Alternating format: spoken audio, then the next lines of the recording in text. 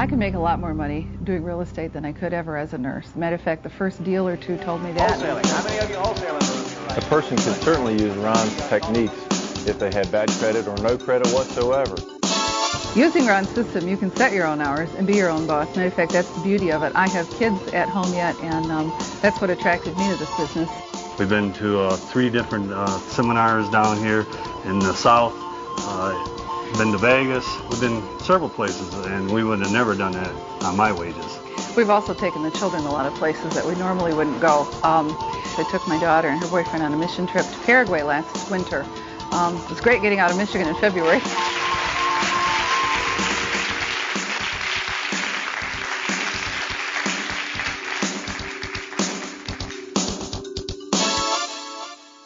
Welcome and thank you for joining me in the wonderful world of real estate. Before I get started into the actual meat, I think I probably should begin with my story and how I got started and what qualifies me to stand here before you today and talk to you folks that are listening to these tapes. I started back in the early 80s. I went to a seminar. I saw a seminar advertised in the newspaper, and at that time I was just working for a living. I worked most of my life operating and working in service stations. I was a mechanic, and I was pretty darn good at what I done. And the 3 years prior to getting involved in real estate business, I actually worked for a large carnival out of Orlando, Florida.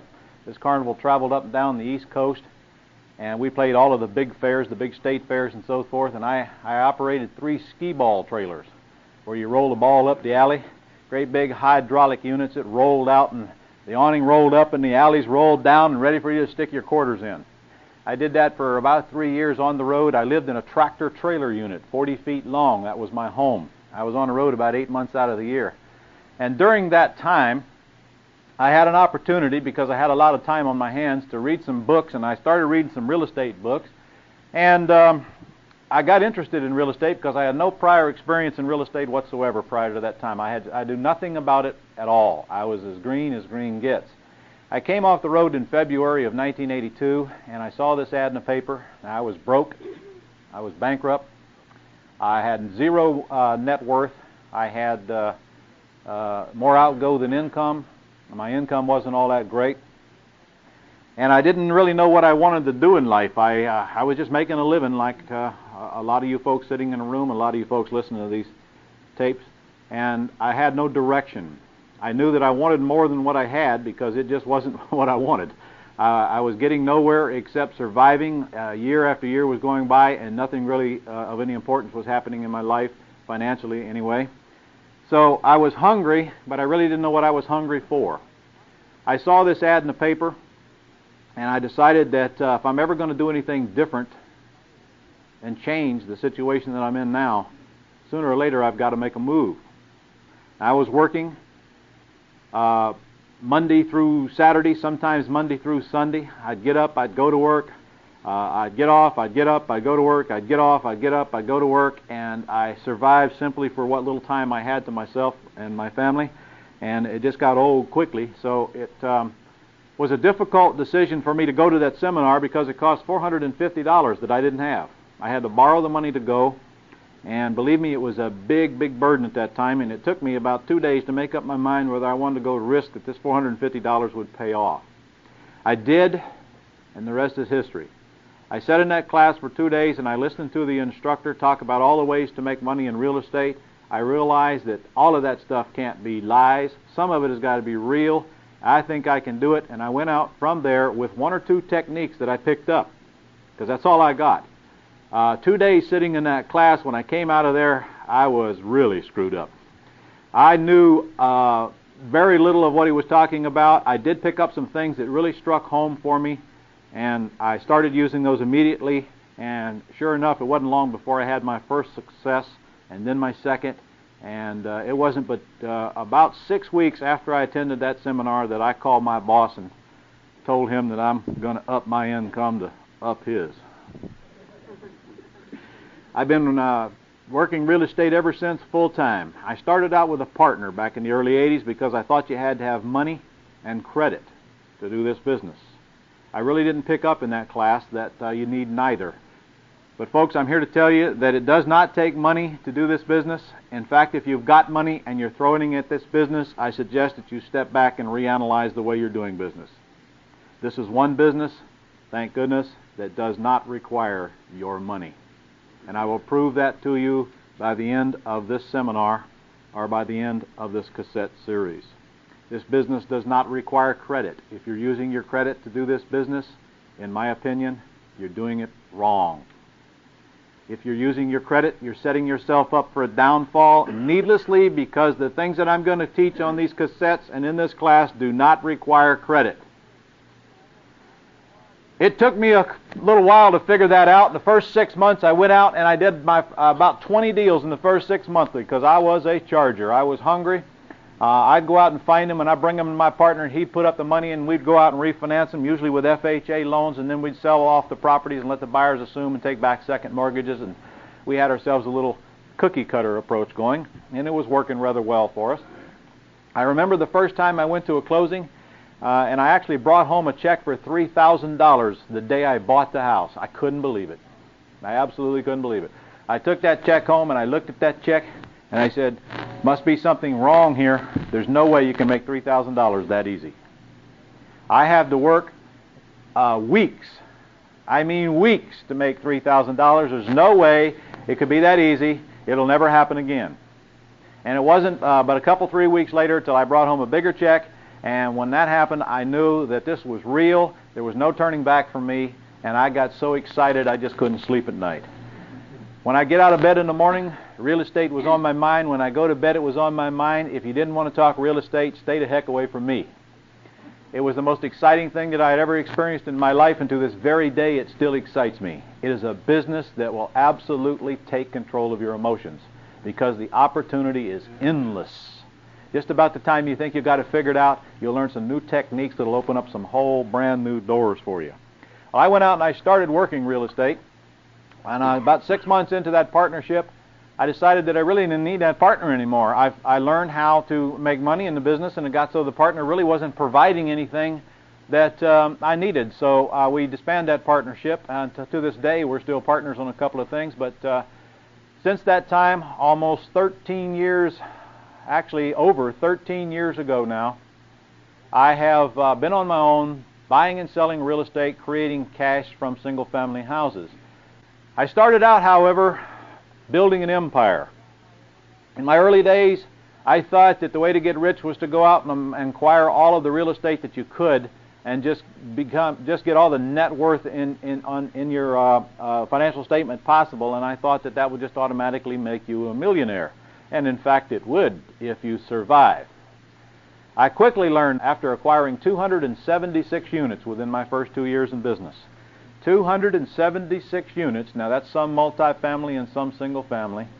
I sat down to pay my bills one day and realized that there wasn't enough money in the account to cover the outgo. And I thought to myself, Ron, it ain't supposed to be like this. You see, I had amassed over $1 million worth of equity in 2 years. But I couldn't pay my bills. How many of you can relate to that? A bunch of you. A bunch of you landlords especially. I was out on a crusade to generate wealth, but I missed one very important thing that I want to make crystal clear to you folks here today, and that is this. Do not worry about getting wealthy until you take care of today's cash flow needs. You have to provide for a week from Friday before you worry about what's going to happen 10, 15 years from now. You have to make sure that you got more money coming in on a regular, consistent basis than you need to live on before you start worrying about accumulating wealth. Because if you don't, there's a very good chance that the wealth that you're trying to accumulate is going to come crashing around your neck. Take care of today's cash flow needs, then start worrying about getting rich. Now, how do you think I know this? Everything that I'm going to be talking about is things that I've experienced. I've taken some very, very serious seminars in the School of Hard Knocks, and my objective is to keep you from taking as many of those seminars as possible by learning from someone who has walked before you. I have never met anyone who has bought and sold more houses than I have, that teaches it. That gives me two very important credentials today. Number one, I've done it and still do it right up to this very moment. And number two, I've become the country's best at teaching it. With those two combinations, that puts me in a position to where I'm extremely qualified to talk to you about what we're going to discuss, and it puts you in a position to where you have a rare opportunity to experience someone who has done it as much as I have and who has spent so much time putting together teaching methods that can be passed on to you that you can understand. I still do this business to this very day. And just so you'll know that I'm not out here teaching something that I don't do anymore. Monday, I bought and sold a little house simultaneously. I bought it and sold it at the same time at the closing table. In fact, I bought it, I put a loan on it, a private loan on it, which I collected a brokerage on, because I'm also a mortgage broker that deals in private loans. And then I sold it all at the same closing table and picked up a check for $8,000 for that process. And the good part about it was I've never seen the house. I never will. I'll never lay a hand on it. And I wasn't even at the closing. This is a business that you can physically put on automatic pilot, and I will show you how to do just exactly that. Tuesday, I have a closing scheduled where I'm going to sell a house for $80,000 that we spent $33,000 to buy and spent about $15,000 to repair it. That's a retail deal. That's a deal where the end consumer is going to qualify and close the loan. This week, I have lease optioned out 2 houses, and I have owner financed 1, which will close next week. I buy and sell houses on a regular, consistent basis from my desk. I don't go out in the field. I trained others to do that for me, and I still work the business on a part-time basis, buy and sell more houses than most people do actually working at it.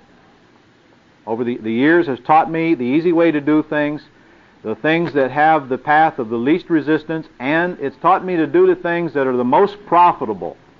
So I've learned to make the best use of my time to create the most income I can from the time that I have, and I'm going to try to pass those things on to you. So let's get started right now, and let me explain to you what kind of income opportunities there are in this business.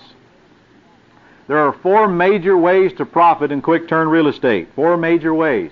These are the ways that I make money. These are the ways that my students make money. And these are the best ways that there are. Now, there are spin-offs from these, but this is the basic plan here. Number 1, there is wholesaling. Wholesaling is nothing more than the art of finding bargains and passing them on to bargain hunters. It's the business of locating properties that are usually in need of repairs, putting them under contract at a low price, low enough that you can pass them on to other investors who are looking to repair them and retail them to the end consumer via getting them a new loan at the bank, qualified, and all of that. I still do that to this very day. In fact, I just told you we did one Monday like that. I have one under contract that I'm going to probably net $6,000 from like that. I'll never touch it. In fact, it's going to close next week. And I have, this is the end, actually this is the, this is the 20th of May, the 20th of May. This month I have done approximately 4 houses in the wholesaling mode, netting me approximately $20,000 to $22,000 from my desk. I'm going to show you how to do that step by step. Business of retailing is the most complicated part of our business, but some say it is one of the most profitable. I would not disagree with that. Retailing is nothing more than buying the houses, usually the same houses that you would wholesale. In retailing, however, your objective is to buy them, usually fix them, and retail them to the consumer, usually going out and getting them new financing. Now, the upside to retailing is that it is very profitable. I have students that, in fact, I won't allow my students to net any less than $10,000 on a retail house, and I work hard on them to net considerably more than that, even in the cheap areas. I have students who net $40,000, $50,000 on a house that they're going to retail. As far as I'm concerned, you should not net any less than 20% of the after repaired value or the sales price. If you're netting less than 20%, then you need to take a look at what you're doing and correct it. Retailing is a very lucrative business. I know people who retail 40 to 50 houses a year with a $15,000 to $20,000 net profit on each house. In fact, is there people in the room here who specialize in retailing houses? Yes, Kevin? How many houses a year do you retail, Kevin, right now? First year in the business. Well, it's been a little over a year. In about 1 year, we've done 16 properties retail. Retail? Yeah. And what are they worth to you per house? Started out pretty low. Our first profit was $6,500, and it's gone up every one since then. What is the average now? Somewhere between 15 and 25. Okay, and you'll do, what do you think you'll do next year? In number of houses? This year? This year. Actually, 15. 15 houses? Yeah. With a net profit of what? 15 to 25,000. Okay. 15 to 25,000 per house times 15. Let's see, 15 times 20. What's that? About 30,000, isn't it, Kevin? Something like that. There's a lot of money in retailing, folks. The downside is that it is one of the hardest parts of this business. Finding a house is not hard. Repairing a house is not hard, but finding and attracting and qualifying some buyers puts a lot of people out of the retailing business. That's the hard part. And that's the weak link in the chain. If you master that system, retailing becomes a very profitable portion of our business. It is also one of the ones with the most grief. So if you can override the grief, you can get to the profit quickly. Most people that are in the wholesaling business, usually do some retailing. Some people that are in the retailing business don't even know about wholesaling and have never done it. There are people in this room who retail houses but have never wholesaled one. I'm going to suggest a mix of the two. The next part of our business is the owner financing part. It's the part of the business that I call creating no qualifying financing, dealing with sellers, dealing with FSBOs for sale by owners. The objective in this side of the business is to create financing that we can pass on to the end consumer who will live in the house without banks. In this part of the business, we eliminate banks from our life forever. We don't need anybody's qualification to get our buyers a loan because we are going to finance them or allow them to take over existing financing. In this part of the business, our objective is simply to go for the financing, not the price. The next part of the business is lease options and options. In this part of the business, our objective is to control property long enough to pass it on to the end consumer, either by leasing it to them with the right to sublease, or the right to buy, leasing it to them with the right to buy, or by optioning it from our seller and simply selling it for cash to our buyer. In the lease option business, we'll take control of the property via a lease with the option to buy. We'll put a tenant/buyer in the house and give them the right to rent until they buy. It is a very lucrative business. There's a huge market for this, not only to find the properties, but also to get rid of the properties. The market is tremendous, as you will learn in the lease option module. This is a business that everyone should consider because it is the business of the 90s. Now let me explain the difference between these four components that we're going to talk about so that we clearly understand why you, as a serious real estate entrepreneur, should know all of them. Number one, in the wholesaling and the retailing side of our business, our focus is simply and strictly on buying them cheap. We have to get them at a good price. If we don't get them a good price, we cannot wholesale them, and we certainly cannot retail them, leaving the profit spread in them that we need to make this work for us. Our focus is finding the ones that we can literally steal. And I hope that term doesn't offend anyone. You know, I had a student in a class not too long ago say, "Ron, I'm offended by that word, steal." Well, it's just a term, but let me explain something to you. I haven't stolen one yet. Not one single time did I put a Magnum 44 to somebody's head and say, "If you don't sign, I'll pull the trigger." Every single time, they signed the purchase and sale agreement because they were willing to accept what I offered. I didn't steal anything. I bought them cheap, but with their permission, because I supplied them what they wanted, cash. In the wholesaling and the retailing side of the business, ladies and gentlemen, you're usually going to be dealing with junkers. The objective is to find properties that you can buy cheap, and usually those are properties that need repairs. In the wholesaling and the retailing side of the business, if you'll do it my way, you're also going to be dealing with realtors, because they are the number one supply of properties to purchase in this side of the business. And we're going to cover that in the wholesaling module. Realtors, I buy about 95% of my wholesale properties that I wholesale and retail through realtors who have them listed in the MLS service. And we will cover that in the wholesaling module. In the wholesaling and the retailing side of the business, we're looking for properties that are on the low end of the totem pole. Our focus is on properties that are cheap. They're the lowest priced properties in your city that are not in the war zone.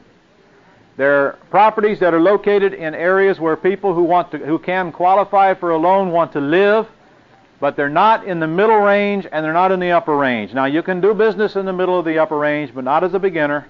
You need to focus on the lower priced properties in this side of the business. Again, the objective is to buy them cheap or control them cheap so that you can wholesale them for a few dollars more than you control them for, or you can retail them for many more dollars after fixing them usually. But let's look at the other side and see how it compares now. In the business of structuring owner financing and lease options, it is the absolute direct opposite of what we just discussed.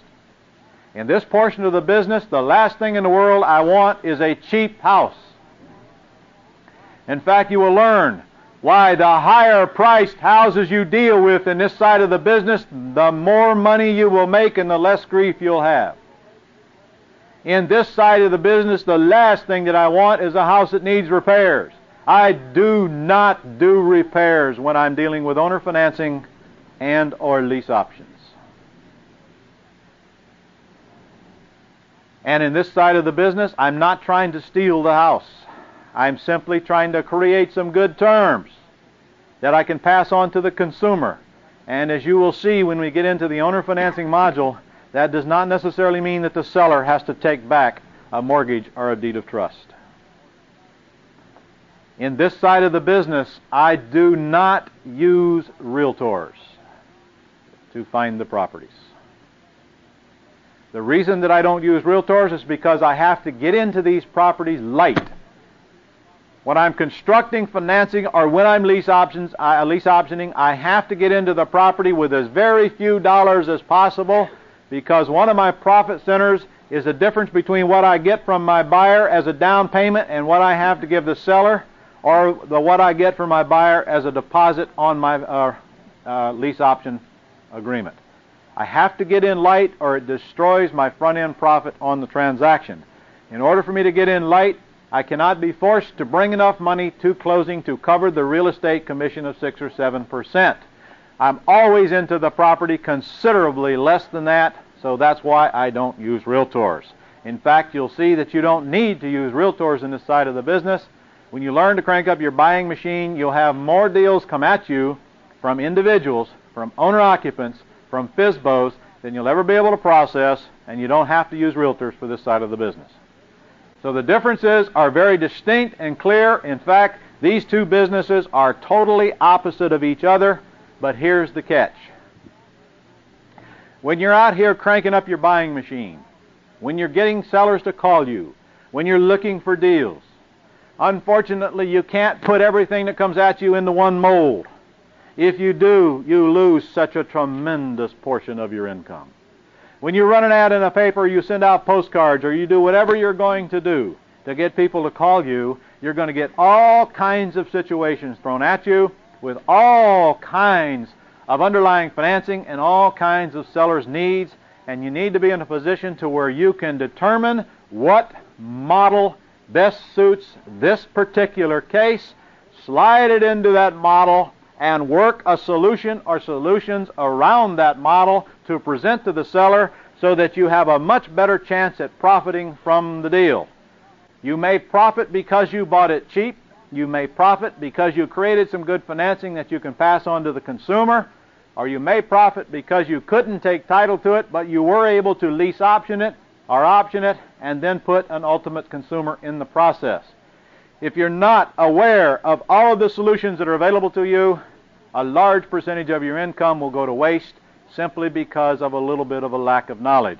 Many people operate in this business with the sole purpose of finding junkers that they can buy cheap. Folks, I'm here to tell you, that's no more than 25% of the business at best.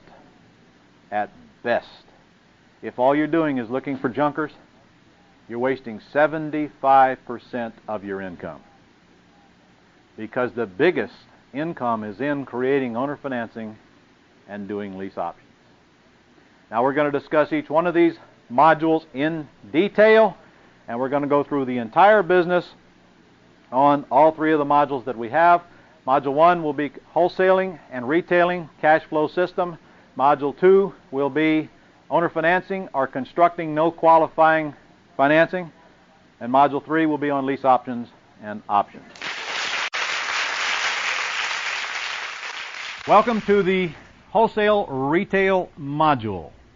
In this module, we are going to talk about the wholesaling and the retailing business in great detail. Part of this module is focused on wholesaling. In fact, that'll be the first 6 tapes within the module. And then the second set of tapes will be called How to Retail Houses for Maximum Profit in Minimal Time, and that will be an all-day seminar on nothing but retailing houses. Now, the retailing module picks up from the time that we actually buy the property. In the wholesaling module, we're going to go through everything you'll need to know to take control or buy the property, all the way through what to do with it after that has happened. First of all, we're going to talk about what is wholesaling. Here are the things that we're going to cover in this class. Then we're going to talk about what you'll need to know to be in the wholesaling business. And then we're going to discuss what you'll need to do that business and where it'll work and what are the target properties and conditions that are apparent if you're going to be successful in the business of wholesaling, and the advantages and the disadvantages. We're going to talk about the common mistakes and the cures for those mistakes. And I'm going to do my best to convince you that it is definitely a business worth your time. We're going to take the business apart piece by piece and go through it step by step from a 6th grade level so that it is so apparently easy that really anyone can do it. And folks, when I talk about wholesaling, sometimes I jokingly tell my students in class that wholesaling houses is a business for dummies. It is the easiest, by far, portion of the 4 major ways to make money in this business. It requires a lot less training than the rest. You're going to learn how to construct offers that get accepted. I'm going to teach you my formula for creating offers on properties so that you can leave here and go out and make offers with the knowledge that you're using the right tools based on a lot of years of experience and based on my trial and effort in the real life and what really works. I'm going to keep you from getting into traps. You're going to learn how to determine the market value of the properties and where to find the best deals. You're going to learn how to work with realtors. You're going to learn how to estimate repairs. There is a tape included in this module strictly focused on estimating repairs. I'm going to share with you some of the secrets that I've learned over the years, and you're going to learn how to sell these properties as fast as you can find them. The truth is, in the wholesaling business, we never worry about selling the properties, at least after we've done it a few times, because selling bargains to bargain hunters has always been a very easy task as long as you don't violate the basic rules, and we're going to discuss what those basic rules are. Selling them is very, very simple. In fact, in any wholesaler's business that's been in it for more than a few months, they always have more buyers available to buy the property than they can ever supply with the commodity that they're looking to seek. If I had 20, 25 wholesale deals right now under contract, I wouldn't have them next Friday. I have an endless supply of people looking for bargains that won't do what it takes to go out and find them, or simply doesn't know how or have the time to do so. So it is a business that has more demand well, I can't say it has more demand. It has plenty of supply, but your job is to do the supplying, and the demand is there. It'll take care of itself. You'll learn where to get the money, when and if it's needed. If it's needed is rare, but when it's needed, I'll teach you where you can capture those funds quickly without going down to the bank and qualifying on a loan for yourself. How to work with agents to leverage your time and increase your income. And we're going to discuss the most common questions involved in wholesaling that my students ask over and over, and the mistakes that many of them make that we correct, and that I will try to correct for you before you make them. And then we're going to talk about how to put your business on automatic pilot. All of that will be discussed in this module. So let's start with what you'll need to know. In a nutshell, you're going to need to learn how to locate and pre-qualify a realtor to find your acquisition prospects. This may be one of your hardest tasks. Can we work with all real estate agents? No. Can we work with most real estate agents? No. Can we work with some real estate agents? Yes. It's our job to seek out the ones we can work with, pre-qualify them while they're pre-qualifying you, to determine whether they are the right candidate for us, to help us find these prospects that we can go out and look at, come back, make offers on, and then the realtor will present the offers, and then we'll deal with what hits. We're going to go through that step by step, but locating that realtor is one of the first things that we're going to have to learn to do. Step 2 is you're going to have to learn how to pre-screen prospects. Finding the realtor to help pull them out of the computer is step 1. Step 2 is you have to take that big pile and weed it down to a little pile. Only pre-screened prospects will work. The better you get at pre-screening prospects, the quicker you're going to get to the dollars, so we're going to teach you how to do that. Then you're going to need a general idea of repair cost. I would like to teach you how to estimate repairs in 5 minutes flat. If it takes you more than 5 minutes to estimate repairs, you still need work. And that's true. Is that true, boot camp grads? That is true. If it takes you more than 5 minutes, you need to work on it. If you need a pencil and paper to estimate repairs, you ain't there yet. You should be able to walk through the house and estimate the repairs before you clear the front door. Or you should be able to walk around the house and look through the windows and estimate the repairs. So we're going to teach you how to do that. That's one of the things you're going to have to master if you're going to get good at making offers on junkers, and that's one of the easiest things for you to learn. How to structure offers. You're going to have to learn how to structure offers. It's very simple. I'm going to make it so easy for you, you're going to wonder why you didn't do this before. However, it took me 12 years to figure out this formula that really works in the real world, that works on all junkers. Where to raise money, no qualifying money in those cases where you need it or where you choose to use it because you want to buy the property and fix it and retail it. And how to dispose of properties quickly to wholesale buyers for cash. So I'm actually going to teach you the system on how to get rid of junkers faster than you can acquire them. Okay, I'd like for you to meet Ray Rock. Good morning.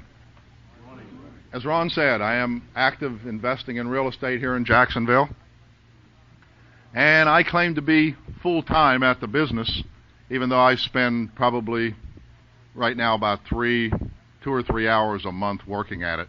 Last year I averaged about 8 hours a month. But as you can tell, weekends we're rather busy doing events and seminars and whatever.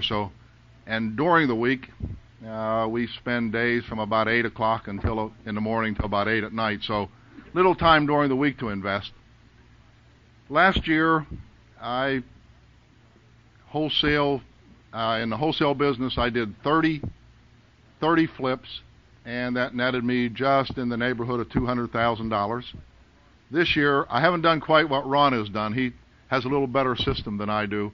I have just finished my 8th one for this year, and I'm just at $37,000 in flipping. I do little retailing because it takes time and whatever. I have 2 underway, and they're too demanding and too much time because I don't have somebody as Ron does to follow them through. So I stay pretty much wholesale. How many hours a month do you spend in this business, doing this business, Ray? This year, about 2 or 3. 2 or 3 about hours? 2 or 3 hours a month. A month? Yes. A month. Yes. Last year you did 6 or 8 hours a month? That's correct, yeah. 6 or 8 hours Yeah. a month. Okay. So for you folks out there who think that you don't have time to do this business, I would suggest that you get Ray Rock aside and let him share with you how you could make $200,000 working 6 or 8 hours a month. Because this is real as real gets, ladies and gentlemen. This individual works in my office. I know he's gone 3 weekends out of the month, and I know he don't have any daylight hours during the week. True. Okay? So this is a real example of leveraging your time to get maximum results out of that time in the wholesaling part of our business. Now, Ray, how many of these deals have you and I done together? None at all. Have I ever even None. helped you make an offer on a property? No, Do I have any No. idea what you're offering on? none. Do I have any No. idea what you're doing until I get you in front of the room to tell them? Sure do not. we ever even No. talk about your business? In No, fact, none. no, we don't. In No. fact, oddly He does enough, his, I do mine. It's rare that Ray and I still buy houses, and rarely do we ever run across the same deal at the same time. That's true. I think in 3 years we've been doing it, I think we had one house that we were dealing on same time. Really. So- And I didn't know it at the time, nor did he. Don't he? That's true. And we have Never one sold other him one house- either. We have one other house that he had under contract, and he wanted to sell to me, and we were $500 apart, and I never did buy that house. That's right. That's true. So And by the way, we do have a lot of competition in Jacksonville. And so don't think there's too much in your city. He's trained 90% of 90% of Jacksonville how to do this. I've trained them, and they trained them, and they trained them. Yeah. And you don't live in a city that can possibly have more competition than we do. Right. It can't be done. And here I am training some more today, right? That's right. More competition. Do we care? Not at all. Not at all. No. No. No. More deals out there than you can possibly handle. Now, that's probably not true where they live, is it? No, it won't work where they live, probably. Probably. Okay. All right. So, what do you think is the key ingredient to your success in being able to do $200,000 6 hours of the month? Pre-screening the prospects. Pre-screening prospects. Yes. So the better Yeah. you get at pre-screening the prospects, and the less time you waste chasing down dead-end deals, the more money you're going to make. Yeah. Makes you much more efficient. Right. Okay. Right. All right. Thank you, Ray.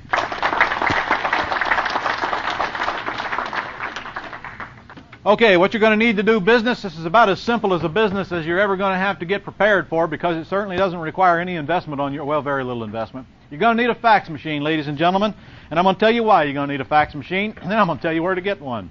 You can get one from Office Depot for $219 last time I bought one there. Forgot what it was, a Sharp 105 or something like that. Nice little fax machine, does everything you need it to do. Why do you need a fax machine? Because you're going to constantly be faxing things back and forth from your agents and various other things. A fax machine is a way of life now. I don't know how we got by without them. I remember the first one I ever bought was $3,000. And then I quickly learned, well, there ain't nobody else out there to fax nothing to. That was in 1985. And it'll come a long way since then. You got to have a fax machine. And while I'm on that subject, please get a dedicated line. A dedicated line costs you about $15-20 a month, or you can go to Radio Shack or wherever and you can buy a switch that will automatically turn your answering machine over to the fax machine. Please don't have any human intervention on your fax machine. And it needs to be on 24 hours a day so that you can collect faxes, or you've destroyed the purpose of it. You're going to need a camera. I'm going to suggest you get some kind of little cheap 35 millimeter camera. A wide angle lens would be nice because you're going to be taking pictures of houses with this camera. You're going to be taking pictures of the front and the rear.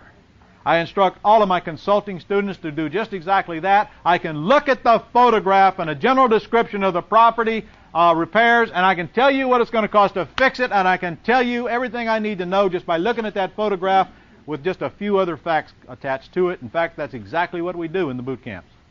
In the MLS boot camp, they're photographed. The photograph is going to mean a lot to you. It's going to give you a great feel for the sellability of the house and what you're dealing with. And you're going to be taking photographs on your own houses, because one of the biggest things that you're going to learn in this business of wholesaling is follow-up. Follow-up will create a good portion of your income, and without follow-up, you're going to lose a lot. And in order to follow up properly, you need the photographs of those houses so that a month from now, 2 months, 3 months from now, you can look back and you can look at the house and you can look at your facts, and it'll keep you from revisiting the same houses over and over again. Now, how do you think I learned that? Transportation, you got to have that. A bicycle won't work, folks. Telephone, mobile phone, do you have to have a mobile phone? Is absolutely critical. No, it ain't absolutely critical. Of course, neither is a fax machine. But they're very important to your life nowadays. for the price of a mobile phone in your automobile or wherever, it doesn't make any sense not to have one. It puts you in communications, it puts you in touch. Get a mobile phone. My mobile phone in my car costs me about $60 a month. That's everything included. Very inexpensive nowadays. They'll practically give you the mobile phone if you sign up for their service. In some areas, they will give it to you. Now, where will this work? Let me make it simple. It'll work in every city in the United States except the one you live in. Wherever that is. None of this stuff will work in your city. You know why? Because you live there. That's why. You have no idea how many times or how many places I travel throughout this nation, and everybody thinks that their city is special and different and weird. The more I travel, the more I know everything's the same. Now, there are a few different rules from here to there. There are a few minor changes from here to there. There are a few different economical structures from here to there. But folks, none of that matters in this business of wholesaling because of this. Wherever there are human beings, there are houses. Wherever there are houses, human beings want to live in them. Real estate is a market that will never run out of use. It is a commodity that will always have a demand because people have to have a roof over their head. Please don't try to convince me that nobody's buying houses in your city. It's not true.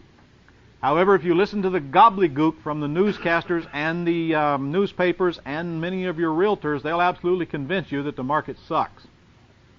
By the way, the more the market sucks, the more you better get active. Because wealth comes from chaos.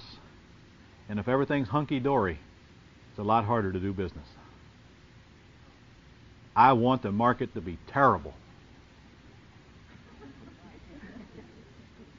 In fact, in this business of wholesaling, especially when you combine lease options and owner financing to it, you're going to possess the ability to make money for the rest of your life, no matter where you live in the United States, regardless of outside influences.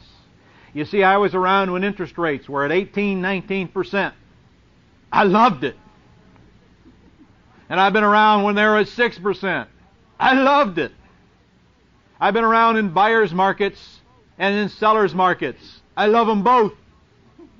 I've been around when we were in a recession and when times were good. I like them both.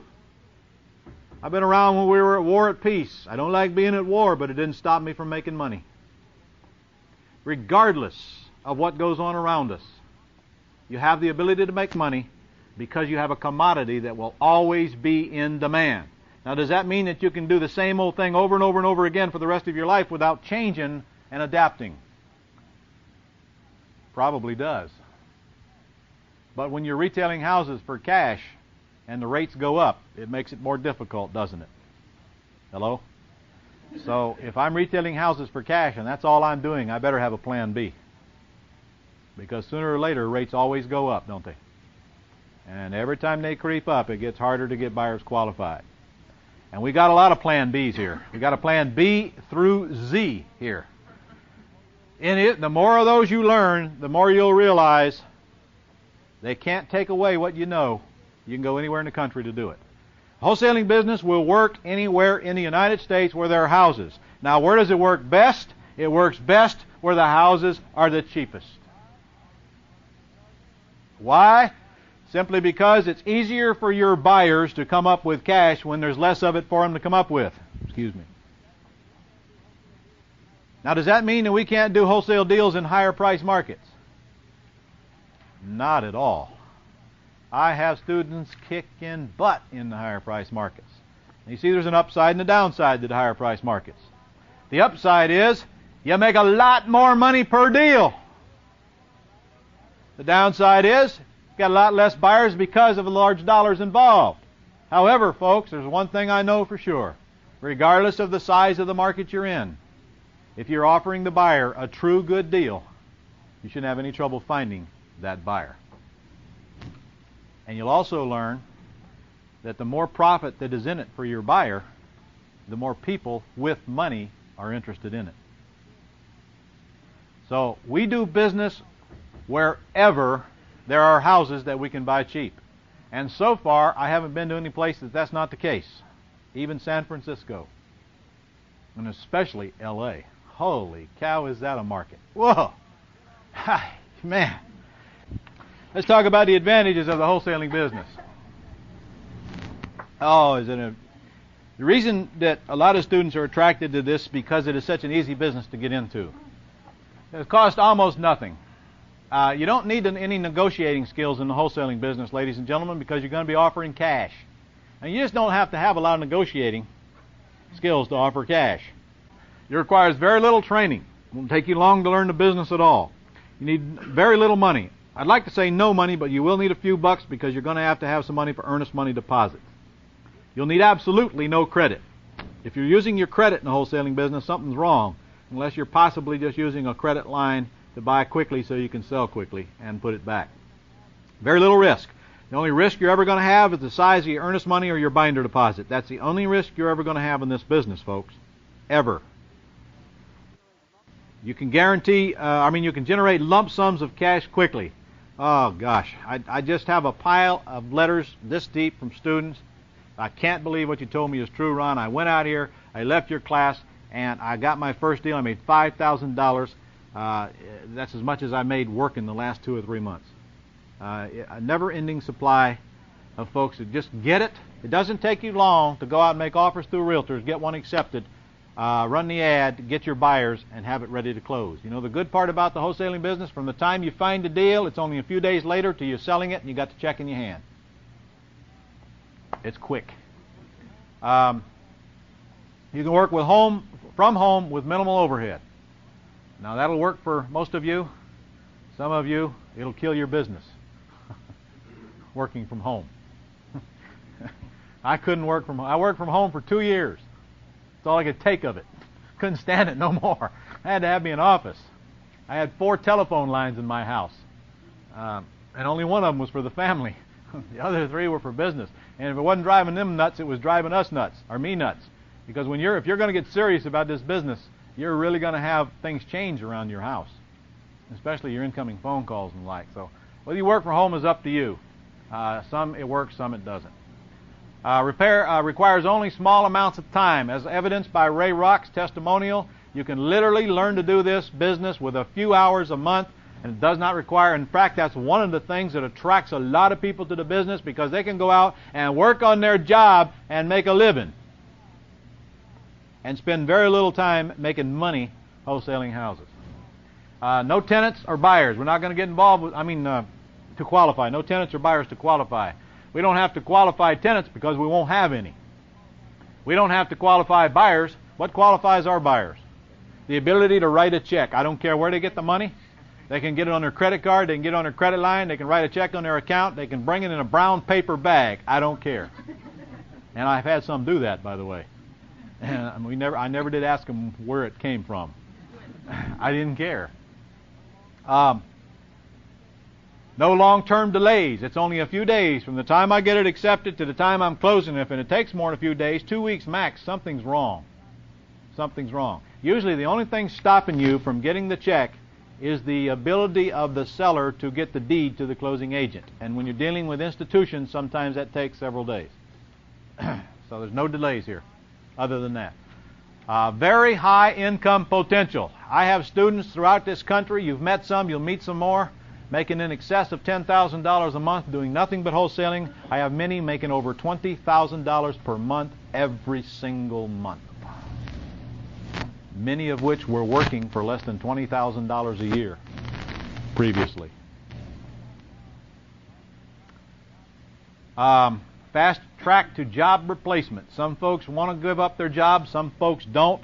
And I certainly don't advocate that everybody give up their job. We won't have any working force left. Only you folks in the room would be good candidates for that. And many people love what they're doing, and I understand that, and I sure don't have a problem with that. My brother's a good example of that.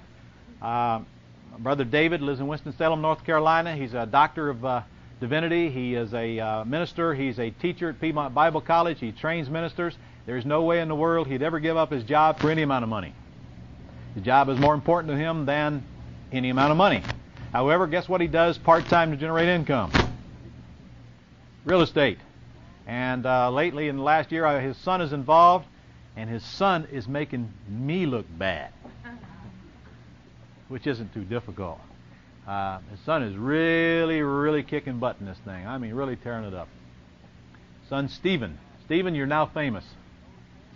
No repairs or contractors. That's one of the good parts about this business. We don't fix anything, so we don't need any contractors. Now, you're going to have to learn to estimate repairs, but that doesn't mean you're ever going to be doing them. You're only going to learn to estimate them so that you can get good at making the offers that make sense. No license required. You do not need a license to wholesale properties. You do not need a license to buy properties, and you do not need a license to sell properties as long as you have an equitable interest in the property. You only need a license when you're selling for a commission on properties you do not have an equitable interest in. Okay, and it requires no advertising expense if you learn to use the realtors. You won't be doing any advertising to buy. This is the business where your upfront costs are zero. You don't have to run any ads. You don't have to do anything but find a realtor. It costs you no money to get in this business.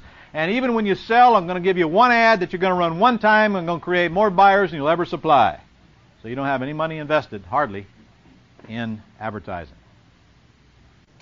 All right, we talked about the advantages of wholesaling. Now let's talk about the disadvantages.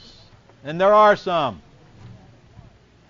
Number one, you're limited to houses that can be bought well below market value. Is that the majority or the minority of houses that you'll come across? Minority. So your market is a lot smaller for houses than you can steal than houses that you can owner finance or lease option. So you do have a smaller percentage of the market. However, is there a lot of candidates out there on houses that you can buy cheap? Yes, tons of them, and I'll show you how to find them. Okay, you only get one payday on each property when you're wholesaling properties, folks. The only payday you get is when you wholesale it. You're done, you're out, you have no residual income, unlike owner financing and lease options. You must deal with realtors to achieve maximum income potential. If you don't deal with realtors, you can still go out and do business in the wholesaling market and in the retailing market, but you're just making it so hard on yourself to find deals, and you're limiting the number of deals tremendously.